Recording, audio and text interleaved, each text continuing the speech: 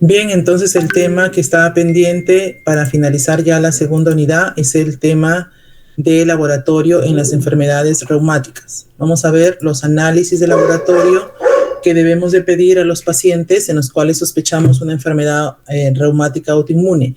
Básicamente vamos a abordar dos enfermedades que son las más frecuentes, como son la artritis reumatoide y el lupus eritematoso sistémico.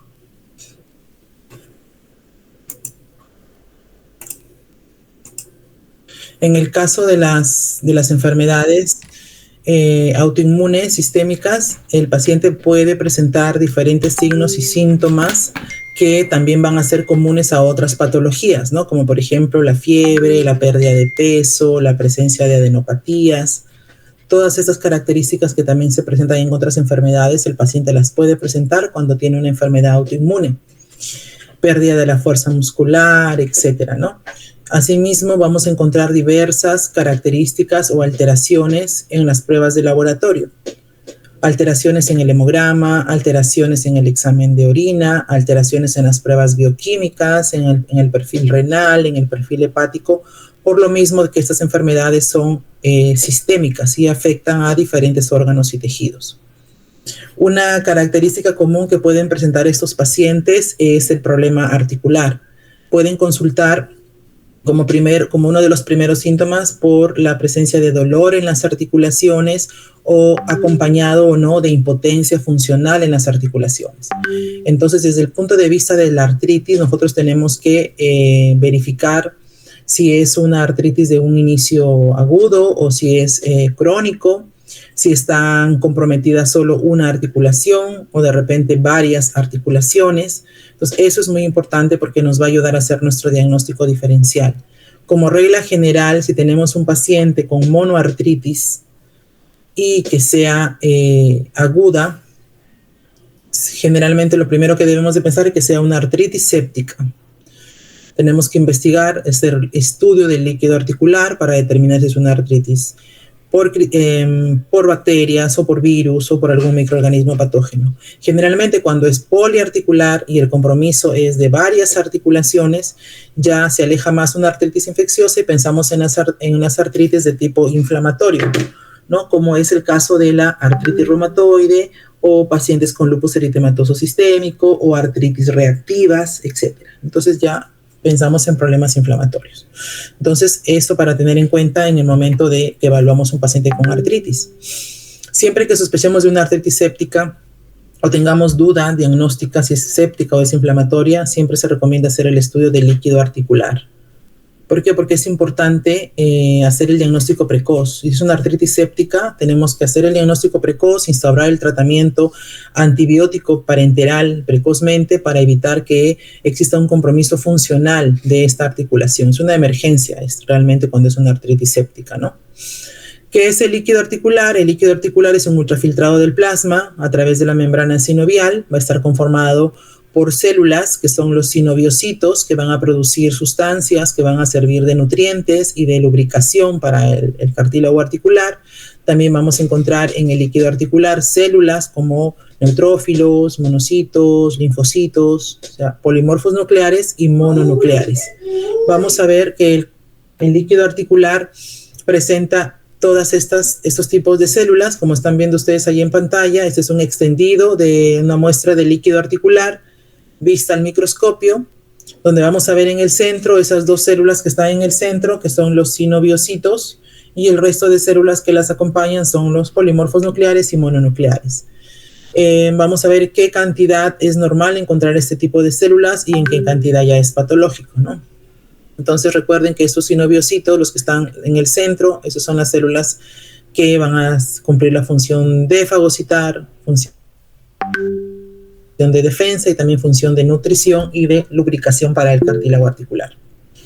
Si observamos un líquido articular, vamos a observar que tiene estas características físicas. El líquido articular normal es de color amarillo pálido, es transparente, es un líquido viscoso, normalmente no presenta coágulos y es así como lo ven ustedes en la imagen, ¿no? Vamos a ver que podemos hacer diferentes estudios en el líquido articular, podemos hacer tinciones, podemos hacer cultivos microbiológicos, conteos celulares, Vamos a hacer búsqueda de cristales. En caso sospechamos que el paciente tiene una artritis por cristales, podemos hacer identificación de cristales. Estudios microscópicos, tanto conteos celulares como también podemos hacer estudios bioquímicos del líquido articular. Aquí tenemos las características normales, los parámetros normales de un líquido articular. Acá hay que hacer una corrección en este cuadro. Este es el cuadro, ha sido tomado del libro de Nancy Brunsell, que es el libro de orina y fluidos corporales, que ustedes lo pueden descargar. Y también les puede servir para aquellos que van a exponer líquidos en sus seminarios de la tercera unidad. También lo pueden tener en cuenta. Entonces, este cuadro, vamos a ver los diferentes valores normales. Hay que hacer una corrección acá en este cuadro en lo que es el examen microscópico, en el conteo de glóbulos rojos y glóbulos blancos. Aquí es por microlitro, no por mililitro, sino por microlitro, ¿ok? Entonces acá tenemos las características físicas, las características microscópicas y también algunas características químicas. Podemos identificar en el líquido articular la concentración de glucosa, concentración de ácido úrico, proteínas totales, lactato, hialuronato. ¿Para qué nos sirve conocer estas características normales del líquido articular? Para poder establecer cuándo estamos frente a un líquido articular patológico, ¿no? Por ejemplo, aquí estamos viendo los distintos tipos de líquido articular. En el caso de las enfermedades que estamos viendo hoy día, como son la artritis reumatoide y el lupus eritematoso sistémico, el líquido articular que le corresponde es la del grupo 2, que es el grupo inflamatorio. ¿Ok? Aquí tenemos el séptico, el hemorrágico, el normal. ¿Cómo se observaría un líquido articular de un paciente con artritis reumatoide o con lupus? Generalmente cuando son enfermedades reumáticas autoinmunes no está indicado hacer una artrocentesis. Recuerden que estos pacientes son inmunodeprimidos y que vamos a poder de repente ocasionar una infección, ¿no? Por el mismo procedimiento. Generalmente hacemos estudio de líquido articular cuando se sospecha de una artritis séptica, pero cuando hay duda diagnóstica se puede hacer, ¿no? Pero generalmente cuando ya tenemos la seguridad, los pacientes cumplen los criterios tanto de artritis como de lupus, no está indicado hacer ya una extracción o una artrocentesis. Aquí vemos las características físicas, cómo se vería un líquido de un paciente con lupus y de artritis reumatoide. Entonces, normalmente el líquido sano no tiene presencia de cristales, pero vemos aquí, por ejemplo, este es un estudio de líquido articular donde se está utilizando una microscopía de luz polarizada para identificar cristales y vemos que cuando hay cristales, por ejemplo, en el paciente que padece de gota, donde vamos a encontrar cristales de urato monosódico, se observan estos cristales que tienen forma de agujas, como ven ustedes acá, ¿no? Otro tipo de cristales, por ejemplo, el que está aquí en medio de color celeste, es otro tipo de cristal, el resto son células. El cristal en este es un paciente que tiene condrocalcinosis y estamos observando cristal de pirofosfato cálcico. Asimismo podemos encontrar ese tipo de cristal en el líquido articular, este es un cristal de oxalato cálcico.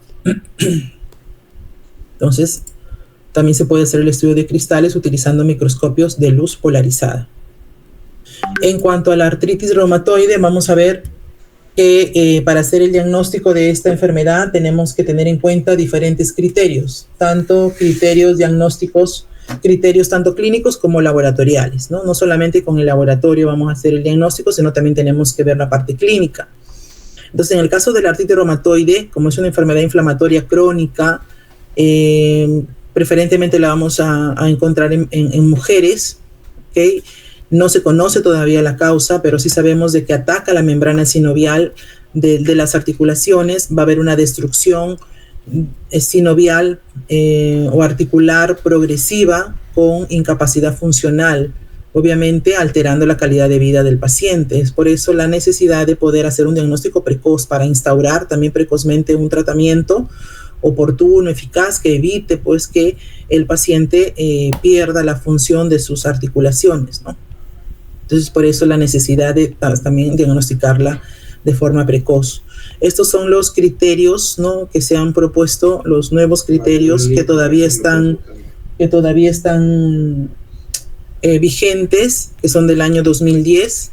donde se basa en la presencia de sinovitis, ¿no? En al menos una articulación, ausencia de algún diagnóstico alternativo o alguna otra causa de una posible alteración o sinovitis, y según este score tenemos que debe tener al menos 6 puntos de los 10 para clasificar como artritis reumatoide. Entonces tenemos que ver cuántas articulaciones están comprometidas, cuál es la duración de la sinovitis, y dentro de los parámetros de laboratorio tenemos los reactantes de fase aguda, como son la proteína C reactiva, la velocidad de sedimentación globular, y también tenemos aquí en la serología que tenemos que indicar al paciente el factor reumatoideo, que no puede faltar, así como también los anti-CCP, que también son otro grupo de autoanticuerpos que le debemos de pedir a estos pacientes.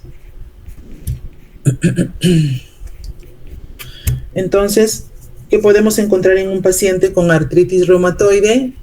Si le solicitamos un hemograma, es frecuente encontrar en ellos anemia. El tipo de anemia que pueden presentar es una anemia normocítica normocrómica, que es la anemia característica de las enfermedades crónicas, pero también hay pacientes que pueden presentar anemias microcíticas por pérdidas sanguíneas gastrointestinales.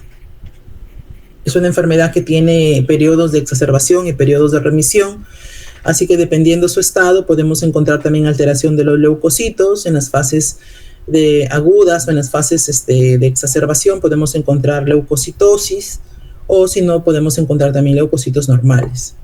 Hay una forma agresiva de la artritis reumatoide que se le conoce como síndrome de Felty. En esos casos sí es frecuente encontrar también alteraciones en el hemograma como trombocitopenia.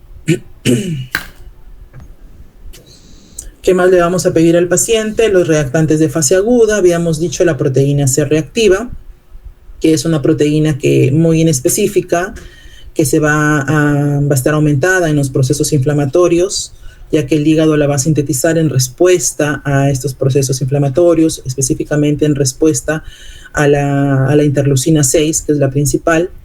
Y si bien es cierto, no es específica de esta enfermedad, ya que también puede estar elevada en otras patologías, tanto reumáticas como no reumáticas, pero sí nos sirve como un punto más a nuestro diagnóstico, y si está presente o si está muy alterada también nos da una idea de un peor pronóstico de la enfermedad, ¿no? Esto para tener en cuenta en relación a la proteína C reactiva.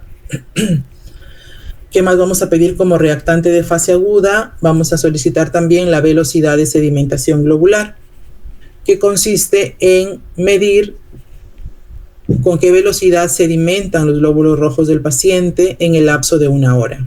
Entonces se toma la muestra en un tubo con anticoagulante, se coloca en los tubos de Winthrop y se deja reposar de manera vertical en el lapso de 1 hora. Y vamos a ver, en 1 hora vamos a leer cuánto han sedimentado los glóbulos rojos del paciente. Se expresa en milímetros por hora. Entonces en esta imagen ustedes pueden ver 8 muestras de 8 pacientes diferentes. ¿En cuál les parece a ustedes que ha sedimentado más? ¿En cuál ha sido mayor la velocidad de sedimentación? ¿Alguien que quiera participar, por favor? ¿En la 8, doctora? La 8, ¿verdad? La 8. Claro, en la 8, ¿cuál más?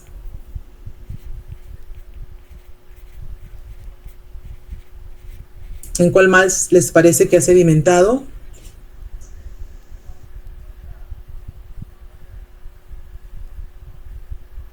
En la 5, doctora.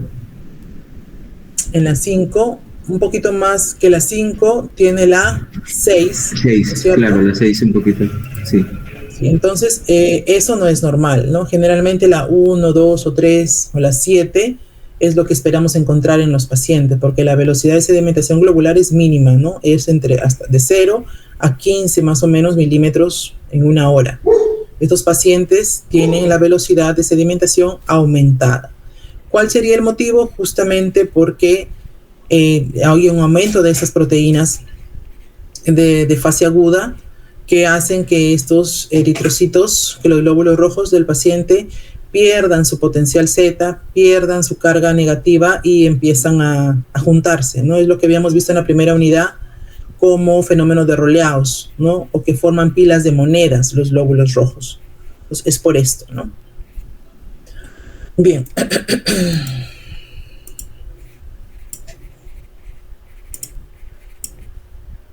María Fernanda Portocarrero, lee por favor la diapositiva. Ok. Velocidad de sedimentación globular. Los valores normales en adultos menores de 50 años son de 0 a 15 milímetros por hora en hombres y de 0 a 20 milímetros por hora en mujeres.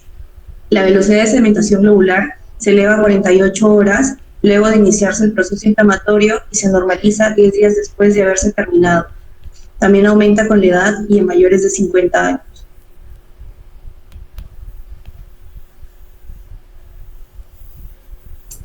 Ok. Entonces tampoco es patognomónico de la artritis reumatoide. La velocidad de sedimentación globular está afectada en otras patologías, tanto inflamatorias como infecciosas, o incluso en situaciones fisiológicas como por ejemplo en la edad avanzada o el embarazo, ¿no? O sea, igual es muy inespecífico, pero si está presente, sí hay que tenerla en cuenta junto con la proteína C reactiva.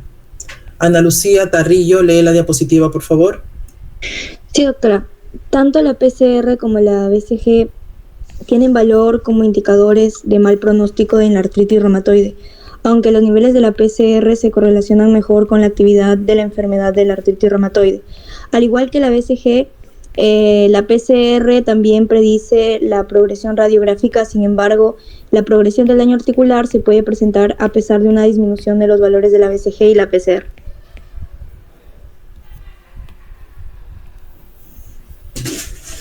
Muy bien. Entonces, eso para tener en cuenta, por favor.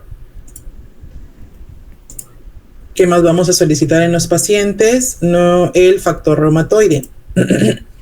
El factor reumatoide es un anticuerpo, ¿no? Realmente es un autoanticuerpo.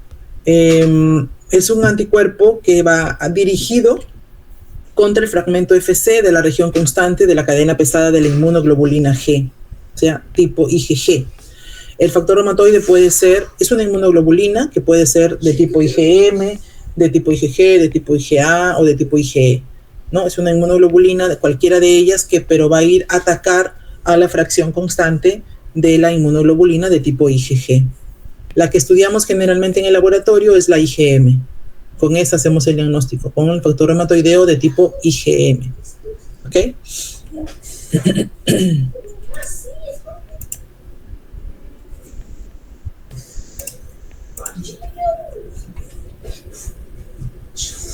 Eduard Sánchez, lee por favor.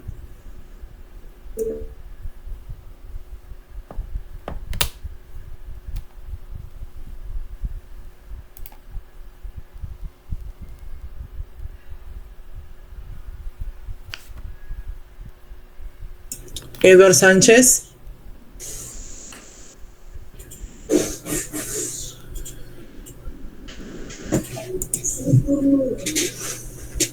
Bueno, tiene falta ya por si acaso. Javier Jara. Doctora, buenas tardes. Disculpe, pero no se puede observar las diapositivas. ¿El resto puede observar? Sí, doctora. Sí, doctora. Sí se ve. Tienes que anclar la pantalla compartida de la doctora. Lourdes Adriana. Sí, doctora. ¿Leo la pantalla? En cuanto a los aspectos diagnósticos y pronósticos, el factor reumatoide más utilizado con finalidad clínica es del isotipo IgM, pero diversos estudios han sugerido que un incremento combinado del factor reumatoide IgM y del factor reumatoide IgA se encuentra casi exclusivamente en la artritis reumatoide. La presencia de factor reumatoide es predictiva de un curso clínico más agresivo y destructivo. La presencia de otros autoanticuerpos también indica un curso más agresivo. Ok, gracias. Entonces, tener en cuenta esto, por favor, el factor reumatoide no es específico de la artritis reumatoide, ya que puede estar positivo en otras enfermedades. Incluso pacientes sanos, pacientes que no tienen otros criterios para artritis reumatoide, también pueden presentar factor reumatoideo positivo. Así que tener cuidado en el momento de hacer la interpretación de los resultados. Tenemos que ver todos los criterios en conjunto, ¿ok?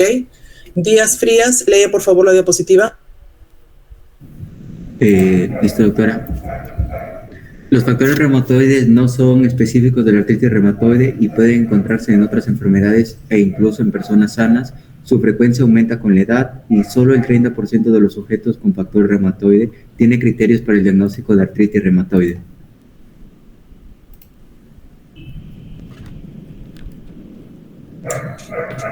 Ok, esto es muy importante, por favor, que lo aprendan bien, porque hay pacientes que vienen con un resultado preocupados porque tienen un resultado de factor reumatoide positivo pensando que tienen la enfermedad. Entonces recuerden que tiene que cumplir todos los otros criterios, ¿ok? Por sí solo no hace el diagnóstico porque el factor reumatoide es inespecífico y está presente en otras patologías. Entonces por ello tenemos otro marcador que tiene mayor sensibilidad y especificidad para la enfermedad, que es el antipéptido citrulinado cíclico, que es un conjunto de autoanticuerpos también. No se usa mucho porque es mucho más caro, no está muy disponible, pero sería ideal poder hacer los dos en el paciente y así hacer un mejor diagnóstico. Recuerden que hay una forma grave, una forma agresiva de la artritis reumatoide, que es el síndrome de Felty, y que cursa generalmente con anemia, con trombocitopenia, con esplenomegalia, y muchas veces tenemos que descartar que el paciente no vaya a tener alguna enfermedad en médula, ¿no? Como una leucemia o como un síndrome mieloproliferativo. Entonces, esto para tener en cuenta en los pacientes con síndrome de Felty, que incluso pueden presentar anticuerpos antinucleares positivos, que son específicos de lupus, pero ellos también lo presentan, ¿no? Siendo artritis reumatoide. Bien, con respecto a lupus eritematoso sistémico, que es otra enfermedad también frecuente, ya no voy a repetir aquí los reactantes de fase aguda porque son los mismos para la artritis. También tenemos que pedir proteína C reactiva, también podemos pedir velocidad de sedimentación globular, que también los esperamos encontrar alterados, ya que también es una enfermedad inflamatoria crónica, ¿no? Entonces, en el caso del lupus eritematoso sistémico, siendo una enfermedad inflamatoria crónica, también es una enfermedad que es multisistémica, tiene periodos de remisión, periodos de recaídas, que pueden ser recaídas agudas o crónicas, y va a depender mucho de factores genéticos, factores ambientales, factores hormonales, que van a intervenir en su aparición y que va a contribuir también a su expresión clínica. Entonces, uno de los anticuerpos que nunca debemos dejar de pedir en estos pacientes cuando tenemos la sospecha son los anticuerpos antinucleares, ¿no? Que son los que son más específicos de la enfermedad. Pero tenemos que ver también el resto de criterios, ¿no? Por ejemplo, acá tenemos unos criterios que son los que todavía que se utilizan, que son los criterios clínicos y los criterios inmunológicos, que vendrían a ser los laboratoriales, ¿no?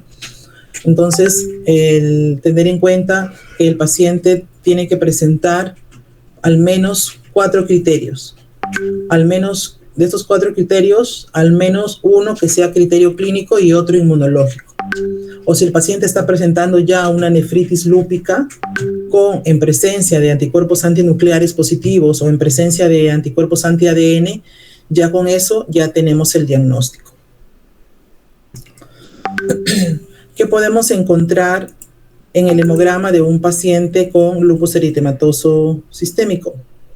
Gamarra varón, Jenny o Jamie. Gamarra varón, Jamie, lee por favor. Sí, doctora. Se produce anemia normocítica y normocrómica en el 80% de los pacientes. La leucopenia es frecuente y constituye un criterio diagnóstico.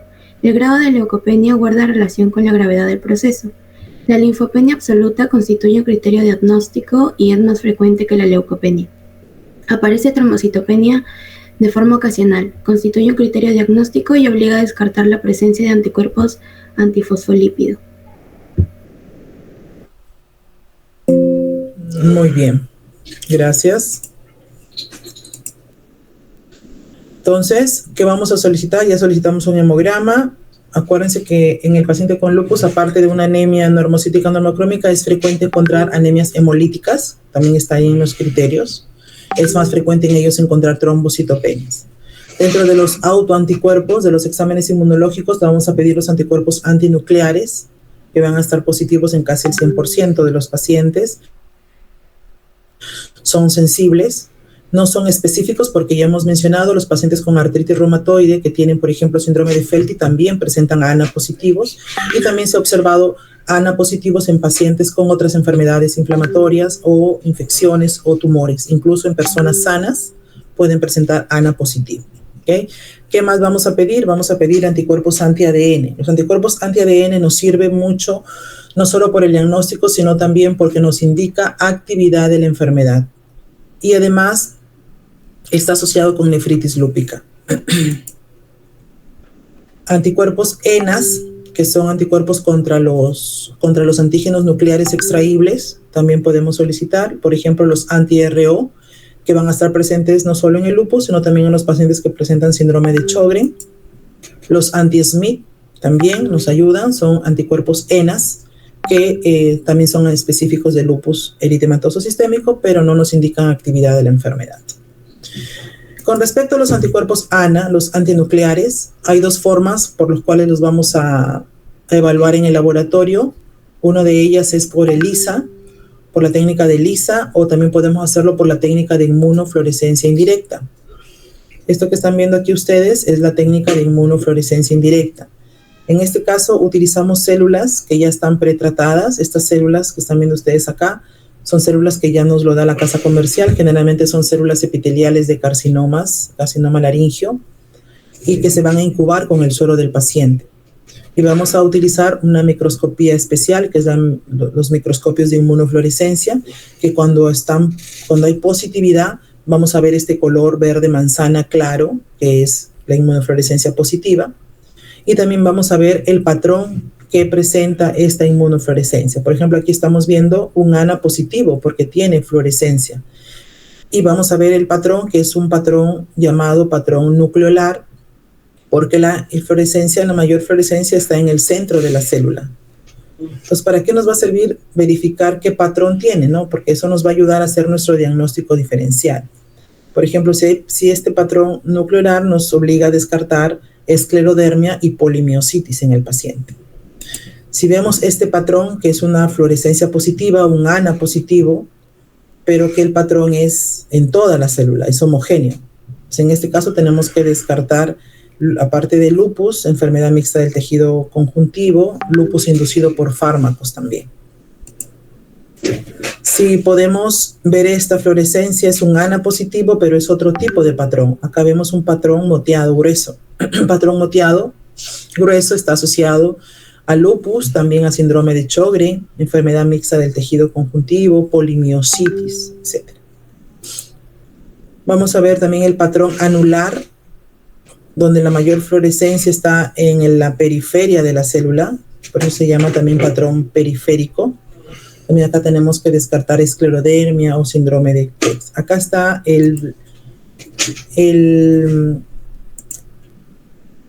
creo que es. Ese es el patrón ANA positivo, patrón moteado grueso, el que encontramos en los pacientes con artritis reumatoide, por ejemplo. ¿Qué más podemos encontrar en los pacientes con lupus? Si hacemos un frotis de lámina periférica, podemos encontrar este fenómeno.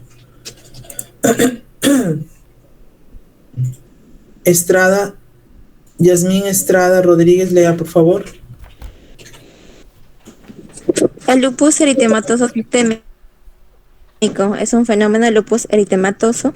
Consiste en el hallazgo de células de lupus eritematoso en sangre periférica, o mejor procedente de MO, es decir, micrografía, es decir, neutrófilos y a veces eosinófilos que contienen inclusiones fagocitadas en forma de masas esféricas, homogéneas e hialinas de gran tamaño que desplazan el núcleo.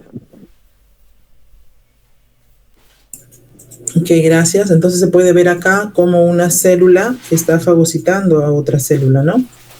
Eso lo podemos ver en un frotis de lámina periférica, ¿no? Aquí también podemos ver la fagocitosis, ¿no?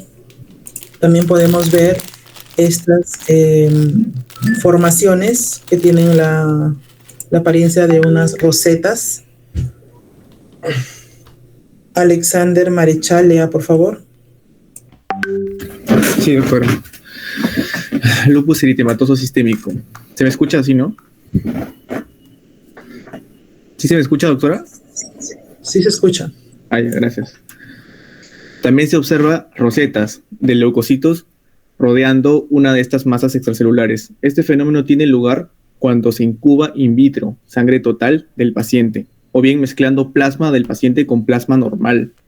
Tiene gran valor diagnóstico, si bien no es específico del lupus, ya que también puede observarse en otras entidades, como la pancreatitis nodosa, sería panarteritis nodosa, la arteritis reumatoide y otras colagenosis. Es importante saber que este fenómeno precede incluso en años a la aparición de la enfermedad.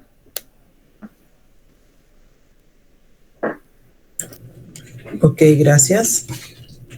Les estoy dejando aquí el procedimiento de la fase preanalítica, analítica y posanalítica de cómo hacemos la determinación de cualitativa y semicuantitativa del factor reumatoideo, ¿no? Utilizando suero del paciente. Es un procedimiento sencillo en el cual solamente tenemos que agregar el reactivo que ya viene preparado con el suero del paciente y observar si hay o no la presencia de aglutinación. A ver, si viene esta pregunta en el examen, ¿cuál sería la respuesta?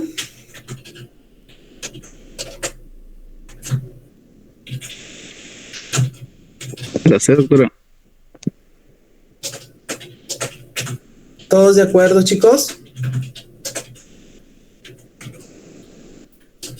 Sí, doctor. ¿Cuál de los siguientes autoanticuerpos tenía mayor especificidad? Las células la anti-CCP, ¿ok?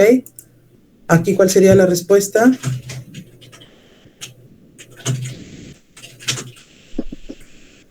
La C, doctora. Lupus inducido por fármacos. ¿Todos de acuerdo? Sí, doctora. Voy a regresar a la diapositiva para que recuerden. Habíamos dicho que los anticuerpos anti-ADN, ¿qué información nos daba? ¿Qué dice acá? Nefritis lúpica. Nefritis lúpica. Por lo tanto, ¿cuál es la respuesta acá? La de actividad. Entonces, lean bien la pregunta. Las preguntas son un poco largas, pero realmente no es porque sean complicadas, sino que están fáciles. Me he dado cuenta mucho en el examen de primera unidad que ustedes ni siquiera leen la pregunta y ya están viendo el examen del compañero. Si ustedes leen su pregunta y la vuelven a leer, ustedes mismos van a poder contestar su examen. Porque no se les pregunta nada que no esté en las diapositivas o nada que no se haya hecho en clase. Así que este es el tipo de preguntas que va a venir en el examen. Por favor, lean. A todos los exámenes de todas las aulas les estoy poniendo entre paréntesis lo que significa cada sigla o cada abreviatura. Y si no lo está, me lo preguntan durante el examen para que no haya errores. Y por favor, ya le dije a la delegada, pero les digo también a ustedes, no se va a permitir que alumnos de otras aulas entren a dar el examen en un aula que no le corresponde. Porque ya en el examen de primera unidad ha pasado mucho eso. Que porque llegó tarde y no pudo dar su examen en el aula A o B, se metió a dar el examen en el aula C, no se va a permitir. Si lo hacen, se va a anular el examen. O alumnos por cruce de horarios que se han matriculado y no pueden, lo siento. Ya se les ha dado bastantes facilidades durante las clases para que asistan, no hay problema. Pero en el examen no. En el examen tienen que dar el examen en el aula que le corresponde según el campus. Y siguiente también, tienen que llevar su DNI. Tienen que tener su DNI para poder verificar que realmente sean ustedes los alumnos que están en mi asistencia. ¿Ok? ¿Listo, chicos? ¿Alguna pregunta? Ninguna, doctora. Listo, gracias entonces, nos vemos. Segunda pregunta. Dime, hijo. ¿No vamos a exponer marcadores tumorales? ¿Marcadores tumorales no han expuesto todavía ustedes? No. No, doctora.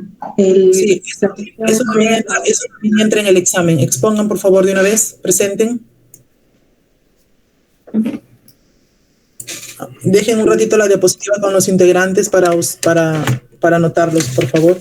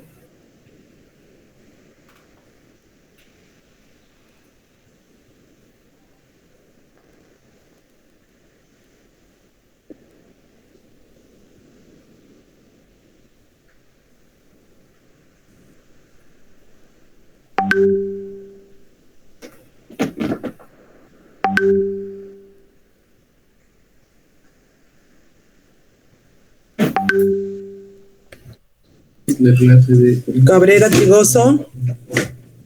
Presente, doctora. Buenas tardes. Gamarra Barón. Presente, doctora. Buenas tardes. Arechal. Presente, doctora.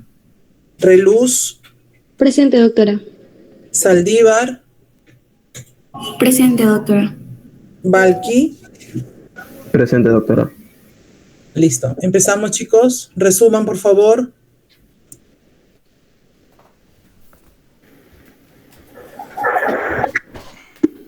El siguiente diapositiva. Ok, para explicar acerca del tema hay que saber primero qué son los marcadores tumorales y por qué se elevan. Los marcadores tumorales son moléculas biológicas, es decir, pueden ser proteínas, enzimas, antígenos, hormonas, incluso fragmentos de ADN o el ARN.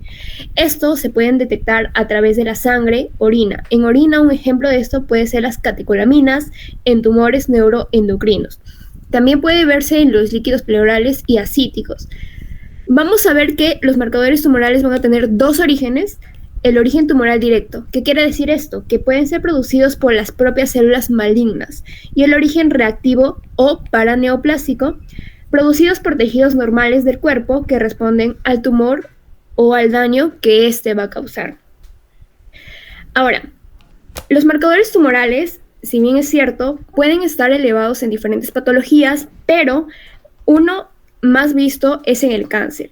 Entonces, de aquí surge una pregunta. ¿Qué pasa en el cáncer a nivel celular? En una célula normal existen mecanismos de control genético. Estos van a regular su crecimiento, diferenciación y muerte. Entre los genes más importantes van a destacar tres, que son los protooncogenes. Estos van a estimular la proliferación celular, pero de forma controlada. Cuando estos mutan, se van a convertir en oncogenes, que impulsan el crecimiento descontrolado. También tenemos los genes supresores tumorales, que frenan la proliferación y activan la apoptosis. Por ejemplo, el P53. Si se activan por mutación, ¿qué va a pasar? La célula va a perder su freno biológico. Y también tenemos los genes reparadores del ADN, que van a corregir errores genéticos durante la replicación. Si estos fallan, se acumulan mutaciones en su genoma. Ahora, vamos a tener varios procesos en donde la célula va a estar mutando. Por ejemplo, vamos a tener una reprogramación metabólica. Las células tumorales prefieren la glucólisis anaerobia, incluso en presencia de oxígeno. A esto lo vamos a llamar el efecto Warburg. Esto genera lactato y va a liberar enzimas como el lactato deshidrogenasa que aumenta en la sangre. Este metabolismo es más rápido, les permite sintetizar más aminoácidos, lípidos y ácidos nucleicos, los cuales son muy esenciales para su replicación más rápida. Luego vamos a tener un aumento de secreción de proteínas y antígenos, se liberan antígenos tumorales. Por ejemplo, el CA, que es el antígeno carcinoembrionario EK125, EK19 y EK153. Por ejemplo, estos vamos a ver que son muy diferenciales en diferentes cánceres. El K19 vamos a ver que si está elevado puede ser un cáncer de páncreas. El CA va a estar en 4 tipos de cáncer diferentes, en un cáncer colorectal, de pulmón, de mama y también de estómago. Vamos a ver que el K153 va a estar en cáncer de mama y el alfa-fetoproteína va a estar en cáncer testicular y también puede estar en el cáncer de hígado, como un hepatocarcinoma. Y el K125 es más visto en cáncer de ovario. Vamos a ver que también se secretan enzimas y hormonas, como la calcitonina. Esto va a ser de forma anormal. Y vamos a tener otro que va a ser la liberación de material genético tumoral. ¿Qué va a pasar aquí? Va a haber fragmentos de ADN o ARN o vesícula llamada exosomas que van a contener microARNs, proteínas y ADN tumoral. Este fenómeno es la base de la biopsia líquida, que va a ser una herramienta más moderna que permite detectar enfermedad residual mínima y mutaciones y la resistencia a los tratamientos. Por último, vamos a ver que la liberación de productos por necrosis o apoptosis. En tumores ya grandes va a haber zonas de hipopsia. Esto va a conllevar a una necrosis y también, por ende, a una liberación de enzimas intracelulares, como la LDH, la fosfatasa alcalina. Aquí vamos a ver que cuando más grande o agresivo es el tumor, mayor va a haber la liberación. Entonces, mayor va a ser la concentración en los marcadores tumorales. Si bien es cierto, vamos a ver que la elevación también puede ser dada por partes no tumorales, por ejemplo, en procesos inflamatorios, también puede ser en infecciones, en un daño hepático, incluso en el embarazo y los ciclos menstruales. Esto vamos a explicarlo mucho mejor en la siguiente diapositiva, que vamos a hablar de sus propiedades bioquímicas.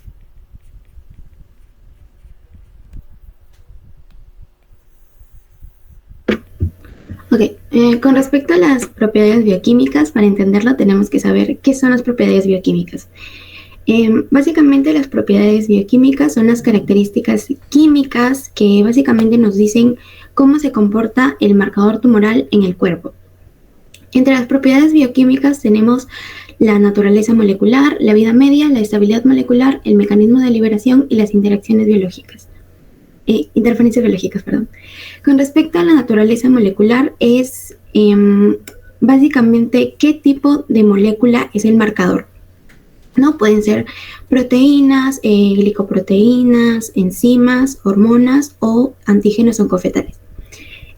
Como proteínas tenemos como ejemplo la PSA y la CA, el antígeno prostático específico y el antígeno carcinoembrionario, las cuales estas son moléculas simples y van a ser producidas y secretadas por tejidos específicos, ¿no? Como por ejemplo la PSA, que sabemos que lo va a producir la próstata y en caso de inflamación o presencia de algún tumor, esta puede aumentar su liberación.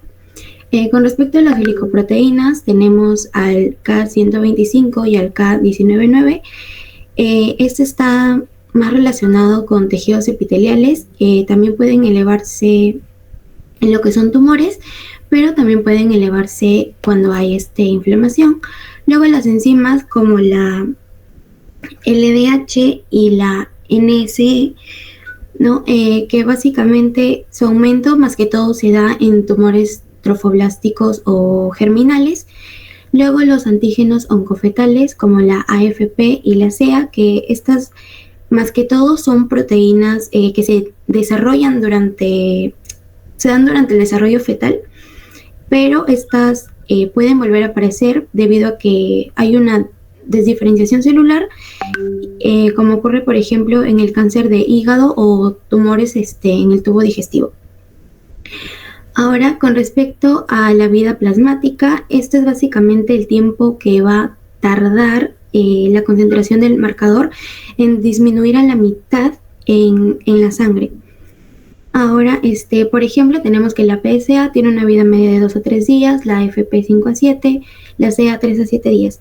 Ahora, ¿por qué es importante esto? Porque, por ejemplo, si un paciente le realizan una cirugía o recibe quimioterapia, el marcador tumoral debe disminuir siguiendo lo que es la vida media.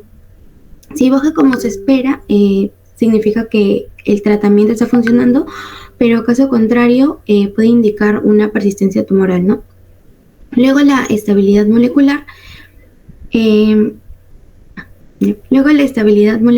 Que es básicamente que también se va a conservar la molécula del marcador luego de haber tomado una muestra sanguínea. Por ejemplo, tenemos que el antígeno carcinoembrionario es estable y puede mantenerse varias horas sin perder su estructura, a diferencia de, por ejemplo, el antígeno prostático o el NSE, que son inestables y se van a degradar más rápido. Luego los mecanismos de liberación.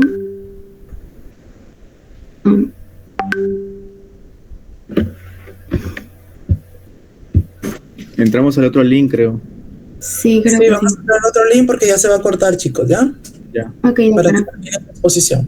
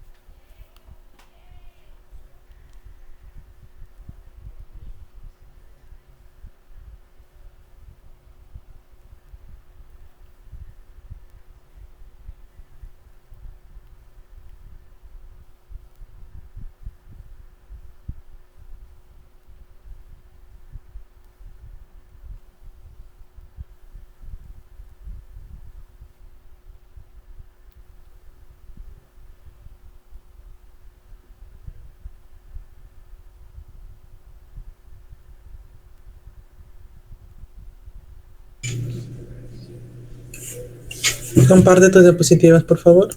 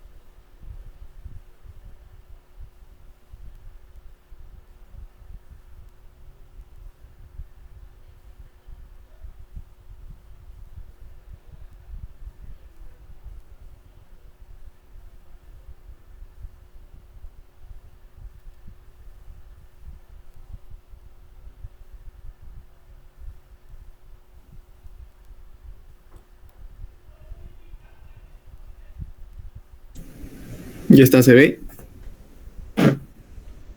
Espéranos. ¿Así se ve?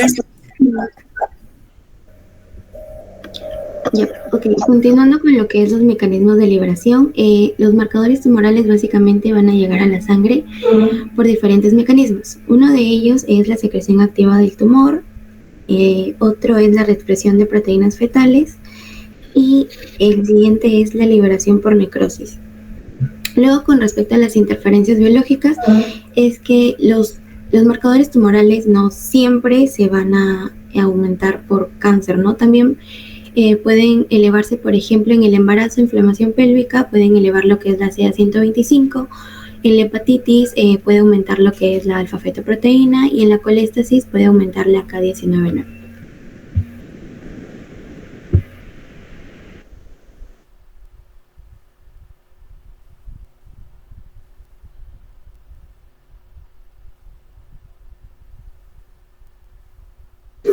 Bueno, siguiendo con la clasificación de los marcadores tumorales, vamos a tener que la clasificación generalmente se ve agrupado de tres maneras, ¿no? por su origen, basado en su origen, según la naturaleza molecular y según la especificidad. Son los 3 tipos de clasificación que tenemos. En relación a su origen, vamos a tener que también nos podemos subclasificar o subdividir en lo que son producidas por células tumorales y inducidas por las mismas células tumorales, ¿no? Mientras que en las producidas por las células tumorales, bueno, esto porque son secretadas obviamente por las mismas células tumorales, mientras que en las segundas es el organismo es el que las produce ante la presencia de estas células. Dentro del primer grupo vamos a tener la mayoría de marcadores, como son pues lo que es la PSA, que es la antígeno prostático específica, la CEA, que es antígeno carcinoembrionario, y la AFP o la alfa-fetoproteína y muchas más, ¿no? Mientras que en las inducidas por el tumor generalmente van a ser proteínas y moduladores del mismo sistema inmune, como lo que son las citocinas e interleucinas. Esa fue la primera clasificación que se dio. Después, bueno, tenemos una segunda clasificación que va con respecto a lo que es la naturaleza molecular, que en se clasifican por proteínas simples, como la PSA, que ya lo mencioné anteriormente, por glicoproteínas, como son la CA, que son antígenos de cáncer, que está la CA 125, la CA 15.3 o 15-3 y la CA 19.9, ¿no? Después vamos a tener lo que son también antígenos oncofetales, como la AFP y la CEA. También vamos a tener, por su naturaleza, también hormonas como la beta-HCG, la calcitonina. Y como enzimas vamos a tener lo que es la LDH, que es lactato deshidrogenasa o DHL, que también se puede encontrar.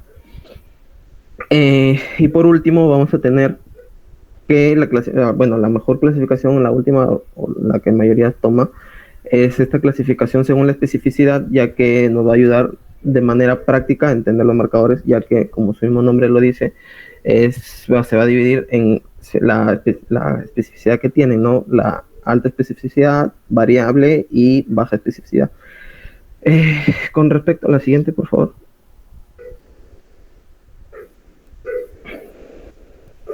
Ya, con respecto a esta clasificación, vamos a hablar sobre la alta especificidad primero. Bueno, son marcadores cuya elevación significativa es muy sugestiva en malignidad, ¿no?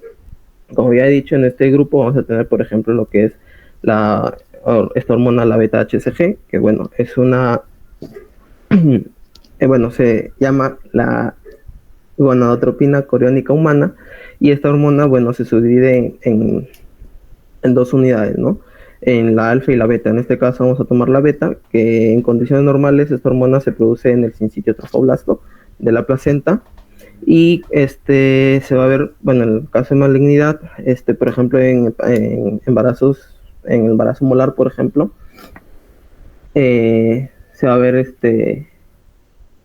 aumentado, ¿no? El valor normal, por ejemplo, va a ser menor de 5 miliunidades por mililitro, y el aumento va a estar, por ejemplo, en varones la presencia de un seminoma, un cáncer testicular, y en mujeres una enfermedad trofoblástica. Si hablamos sobre la especificidad variable, bueno, se llama variable porque en la fase aguda o a los estadios iniciales va a encontrarse levemente aumentado o incluso dentro de los valores normales, confundiéndose con con pacientes sanos o alguna enfermedad benigna, ¿no? Mientras tanto, cuando va pasando el tiempo y va avanzando la enfermedad, estos marcadores recién se van a ver más elevados, permitiendo ya descartar, ¿no? Y decir que estamos hablando de alguna malignidad. En este grupo se va a encontrar la mayoría de marcadores, como bueno, veníamos diciendo, la PSA, la FP, la CA. Bueno, para hablarle de la PSA, ya dijimos, es un marcador utilizado principalmente para lo que es el cáncer de próstata. Es una glucoproteína que se produce en el epitelio prostático, ¿no? Entonces, por eso que va a tener también un valor menor, que generalmente va a ser en un paciente sano normal, es menor a 4 nanogramos por mililitro. Y bueno, se va a dividir esta PSA en 2 componentes, se puede decir, o 2 fases, ¿no? Que son la PSA total y la PSA libre. En la PSA total, bueno, tiene una especificidad del 98%, como le dije, de la PSA total es menor de 4 nanogramos por mililitro, mientras que la PS libre se va a utilizar generalmente cuando la PSA total varíe entre 4 y 10 nanogramos. Esto siempre nos va a dar una ambigüedad en lo que se requiere de la PSA libre, que se indica donde la PSA libre por debajo del 25%, ese sí estaríamos hablando de un cáncer, ¿no? En la siguiente. Bueno, en la CEA, que es el antígeno carcinoembrionario, bueno, esta es una glucoproteína oncofetal que está asociado generalmente a lo que son tumores del tracto gastrointestinal, principalmente lo que es el cáncer colorectal, ¿no? Bueno, para esto, sus valores normales generalmente son inferiores a 2 nanogramos por mililitro. Y vamos a tener también en cuenta a la persona que se le está haciendo esto, porque en fumadores generalmente el valor normal va a estar menor a 5 nanogramos por mililitro, ¿no? Este marcador, bueno, mientras va avanzando la enfermedad, obviamente va a aumentar el contenido en sangre, y por ello se dice que también pues un valor mayor a 20 nanogramos por mililitro nos indicaría una enfermedad en estadio avanzado. Con respecto al CA125, es una glucoproteína de alto peso molecular, ¿no? Y esto nos indicaría generalmente, se utiliza para lo que son los tumores epiteliales ováricos, y aunque también puede verse elevado en otra patología benigna como es la endometriosis, y algunas patopatías también, pero por lo general, bueno, los valores normales se encuentran por debajo de las 35 unidades por mililitro. Y por último, para terminar con la clasificación, estaríamos hablando de las especies que tienen especificidad baja. En este grupo se encuentran los marcadores, bueno, cuya especificidad se encuentra baja sin importar el avance de la enfermedad. Y más que para un descarte, es como para un control, se utiliza generalmente para esto, ya que estos marcadores tienen una especificidad baja, como le dije, principalmente en todo el tiempo, ¿no? Sea el inicio de la enfermedad o a posterior. Y en este grupo principalmente se encuentra lo que es la lactato deshidrogenasa. Siguiente.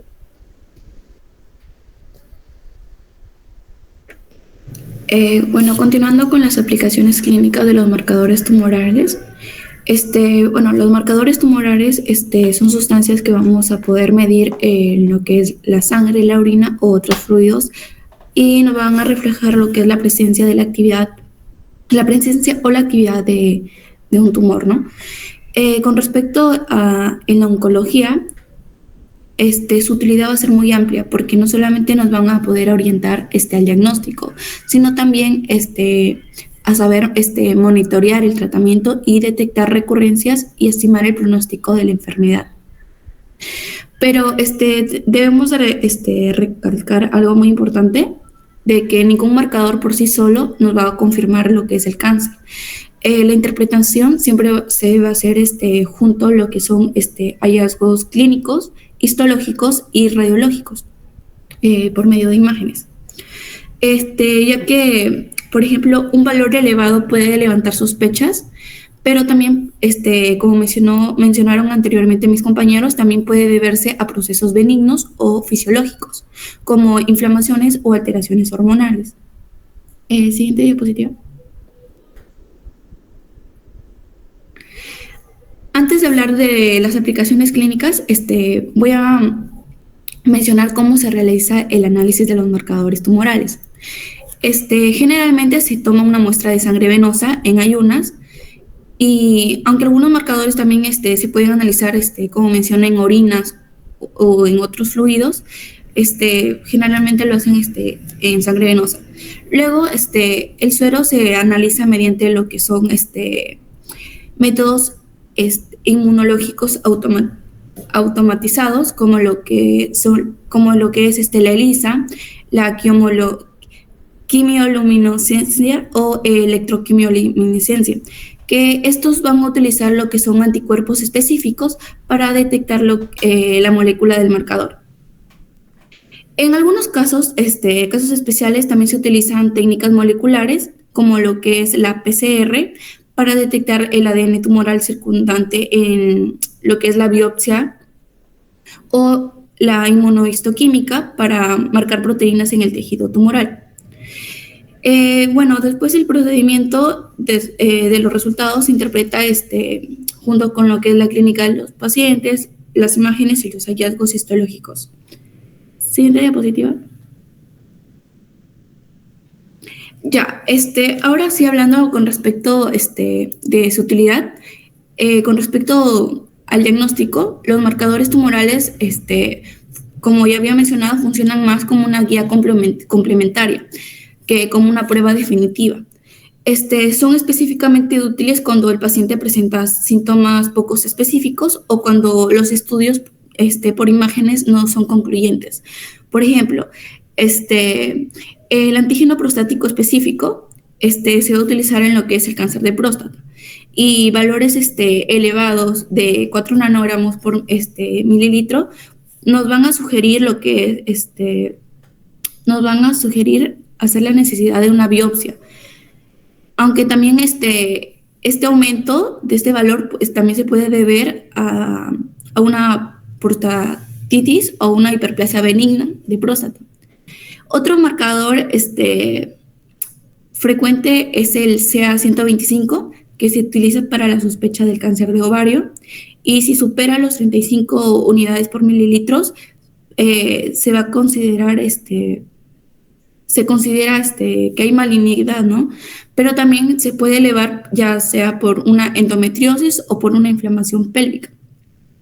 Por eso siempre aquí se va a combinar con una ecografía transvaginal, lo que va a mejorar la precisión diagnóstica y reducir lo que son los falsos positivos.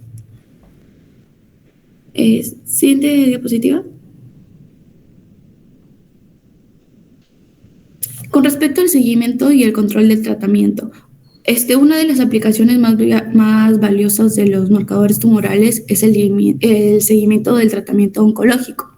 Después de cada cirugía o quimioterapia o también alguna radioterapia, lo que se va a esperar es que los niveles de los marcadores tengan que disminuir progresivamente. Si ocurre lo contrario, si hay un aumento posterior de esto, lo que va a significar es que hay una persistencia tumoral o hay metástasis, o que el tratamiento ya no está funcionando, que hay una resistencia terapéutica. Por ejemplo, en el cáncer de próstata,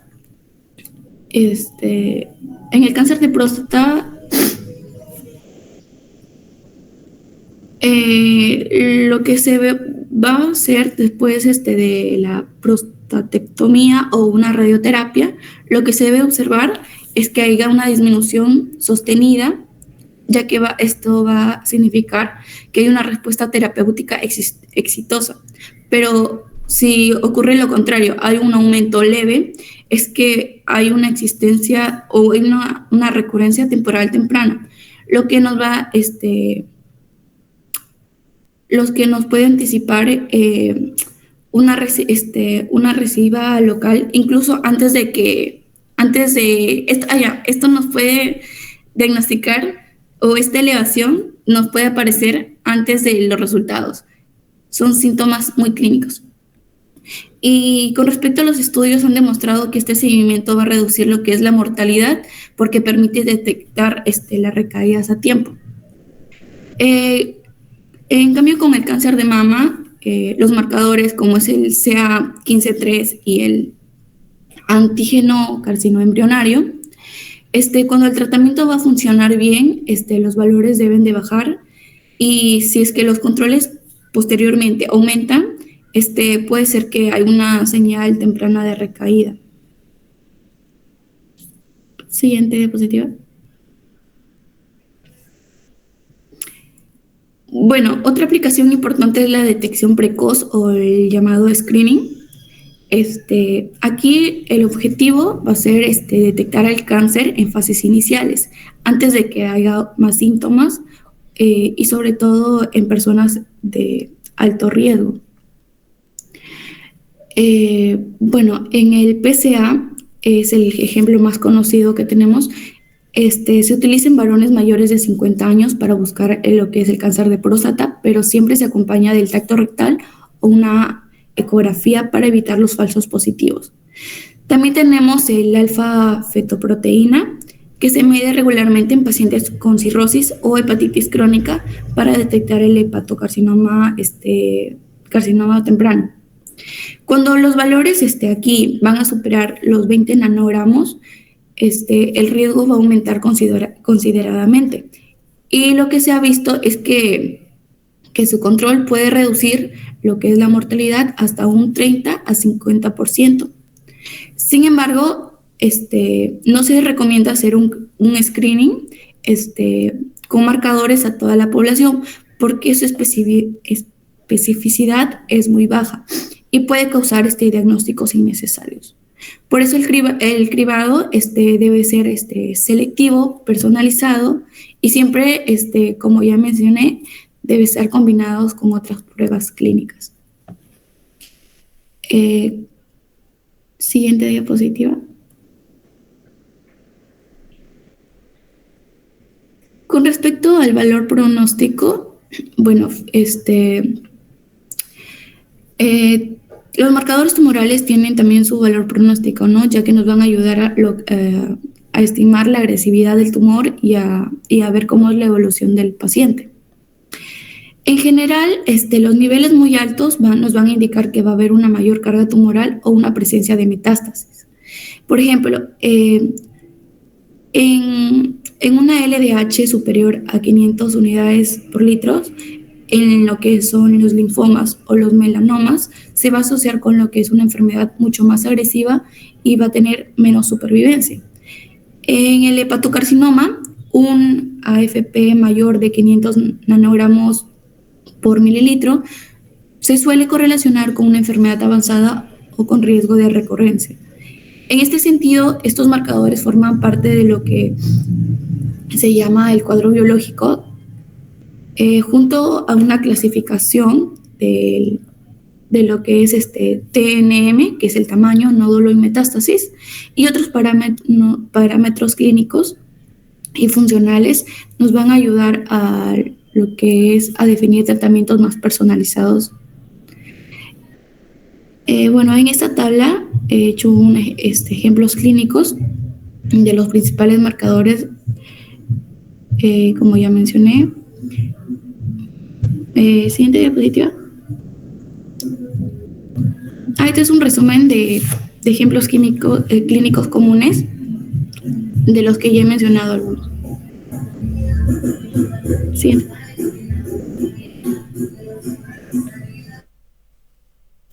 Bien, ahora hablaremos de las limitaciones. Bien, como ya mencionaron mis compañeros, pues los marcadores tumorales presentan ciertas limitaciones, ¿no? Porque no se usan para un diagnóstico exclusivo para cáncer. ¿Por qué? Porque puede fallar en la especificidad. Por ejemplo, pacientes que cursan con enfermedades benignas, pacientes que, tienen hábitos de consumo crónico, como por ejemplo el tabaquismo, en general procesos proinflamatorios, ¿no? Sabemos de que a nivel orgánico hay proteínas, hay glicoproteínas que son de origen epitelial. Entonces, cuando hay un daño, hay una inflamación a nivel del órgano, como por ejemplo en el caso de un EPOC por tabaquismo, o por ejemplo una fibrosis donde hay una remodelación, surgen estas proteínas, ¿no? Que generalmente son de origen embrionario, o sea, básicamente en la etapa adulta están latentes. Entonces, ¿cuál es el problema? El problema es de que tanto las células tumorales, o las células cancerígenas, tienen las mismas rutas de señalización, o sea, básicamente los dos responden a las mismas glicoproteínas, ¿no? Entonces, esto nos puede dar un falso positivo, pues, ¿no? Otra sería la sensibilidad. O sea, en etapas tempranas, en estadios iniciales de cáncer, ¿no? Donde el paciente, las células cancerígenas que tiene son indetectables, son pequeñas, los marcadores tumorales no las detectan. Entonces, por lo tanto, nos podría dar un falso negativo, ¿no? Y como dijeron mis compañeros, pues lo imprescindible es combinarlo con, por ejemplo, historia clínica, estudios de imagen, una biopsia, ¿no? Asimismo, todo esto nos da falsos negativos, falsos positivos, ¿no? Factores biológicos, como lo dijeron, en la menstruación, embarazo, o incluso errores en la medicación, reacciones cruzadas entre proteínas plasmáticas, errores de laboratorio. Algunos ejemplos son el antígeno carcinoma embrionario, ¿no? Que es una glicoproteína de origen embrionario que surge en el tracto gastrointestinal, ¿no? Y esta está latente en los adultos, pero que también despierta o es activada, estimulada por procesos proinflamatorios derivados de infecciones, derivados en este caso de POC, colitis ulcerosa, ¿no? Que son enfermedades que dañan el revestimiento epitelial del órgano, por ejemplo, en el EPOC, el epitelio respiratorio, en la colitis ulcerosa, el revestimiento, ¿no? El revestimiento epitelial, ¿no? Del colon. Por otro lado, tenemos la alfa-fetoproteína, que es un marcador exclusivamente para hepatocarcinoma y también para tumores testiculares. Pero ¿qué sucede acá? Como por ejemplo en imagen, he puesto un hígado, el cual es de un paciente con cirrosis hepática. Como se puede apreciar, este hígado hay daño epitelial producto de una fibrosis, ¿no? Básicamente es una remodelación del hígado. Entonces, ante estas circunstancias, ciertos genes, ¿no? Que estaban, digamos, latentes, ¿no? Que son de origen embrionario, despiertan. Y en este caso es la alfa-fetoproteína, la cual puede estar elevada y puede darnos un falso diagnóstico. Otro ejemplo es el CA125, que es un marcador de cáncer de ovario, que usualmente sale o marca un falso positivo, ¿no? Cuando la paciente está en un estado, por ejemplo, fisiológico del embarazo, un proceso normal, ¿no? Menstruación, endometriosis o incluso tumores benignos, por ejemplo, los miomas. Por otro lado, también en procesos inflamatorios de la mama, como por ejemplo, en este caso es la CA15-3, que es un marcador tumoral para el carcinoma de mama, pulmón y próstata, ¿no?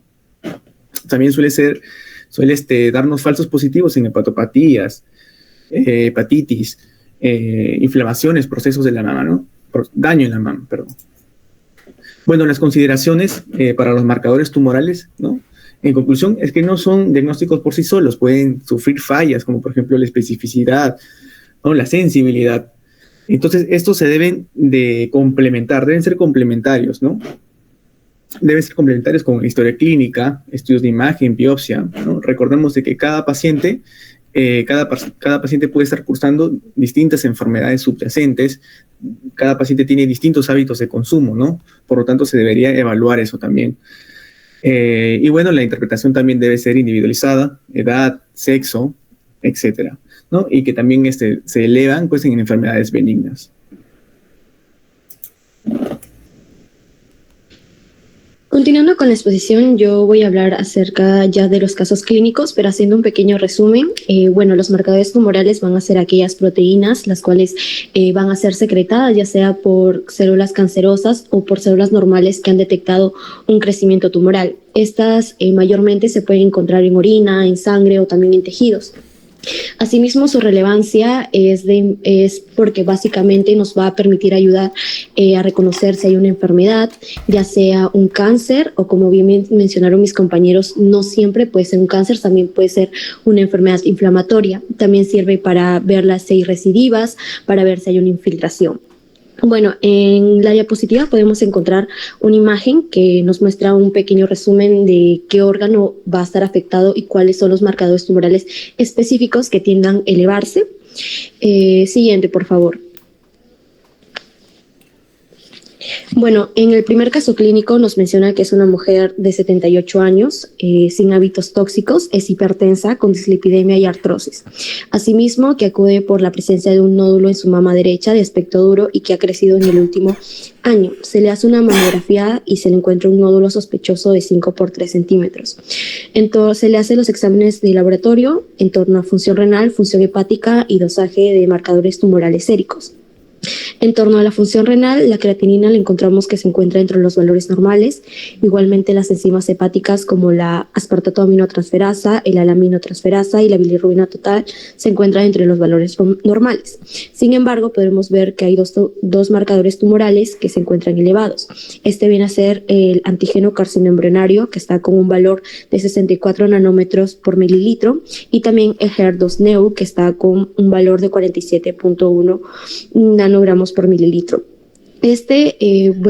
Básicamente en el carcinoma de mama vamos a encontrar de que el que tiene una mayor, digamos, predominancia en elevarse es el K15-3, sin embargo, en este caso podemos encontrar los normales. Esto porque a un futuro tiende a elevarse. Y también el segundo importante o que se tiende a predominar es el HER2-Neu, el cual nos va a indicar de que en este caso hay una neoplasia, la cual ya puede tener una metástasis y que además es agresivo. Asimismo, el SEA, tengamos en cuenta de que tiende a elevarse con mayor predominancia en un cáncer gástrico, un cáncer pulmonar o un colorectal. No siempre tiende a estar alterado en un cáncer de mama y tampoco en un cáncer pancreático. Eso se tiende a alterar muy raramente, como más adelante se podrá observar.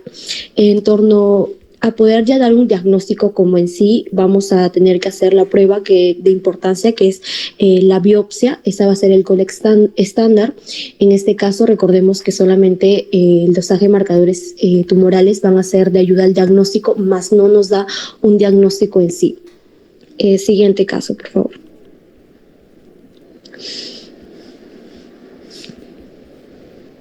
El siguiente caso es una mujer de 62 años con antecedentes de pancreatitis y quistes pancreáticos diagnosticados en el año 2023.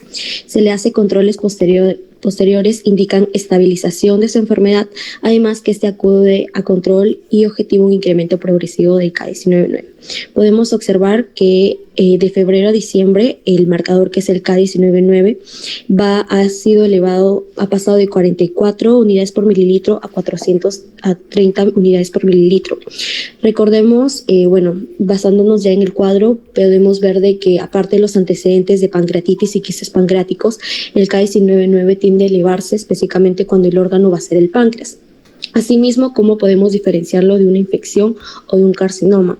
En torno a si es una infección, los valores normales en los que debería estar para considerarse una pancreatitis debería ser de 40 a 200. Sin embargo, podemos ver que en este caso ha superado al 200 y ya está habiendo 430 unidades por mililitro, lo cual ya indica que ya está habiendo un cáncer o una transformación que está conllevando una neoplasia.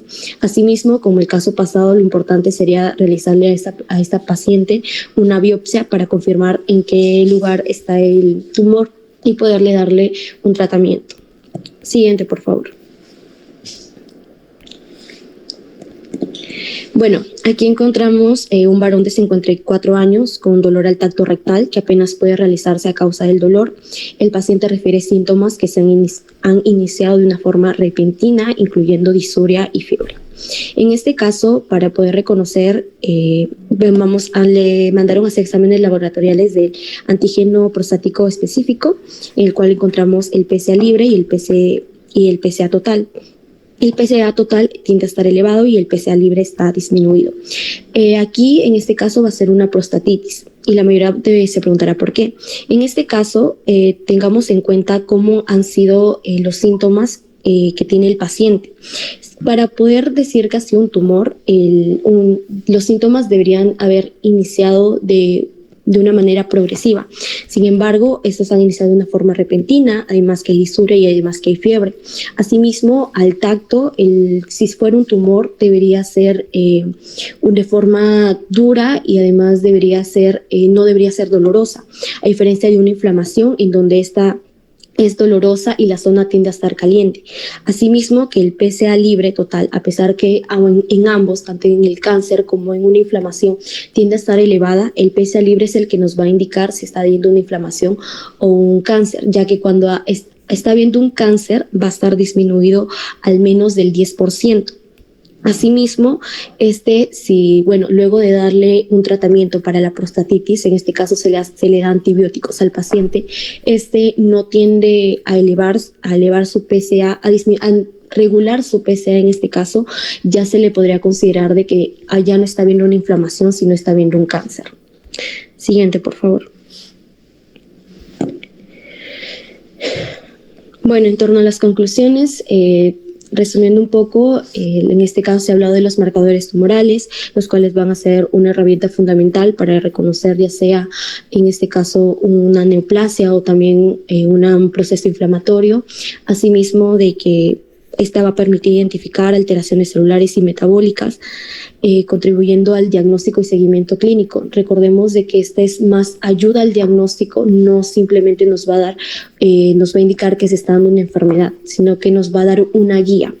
Por otra parte, también hemos hablado acerca de las propiedades bioquímicas, su origen, su estabilidad, como por ejemplo los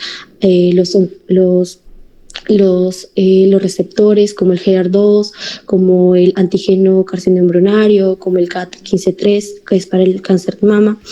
Y también hemos hablado acerca de la clasificación de esos marcadores según su origen, su naturaleza y su función clínica. En cuanto a sus aplicaciones clínicas, los marcadores tumorales no van a sustituir a las pruebas convencionales, pero son importantes porque van a permitir de ser una ayuda para poder diagnosticar y dar un tratamiento adecuado y temprano. Muchas gracias.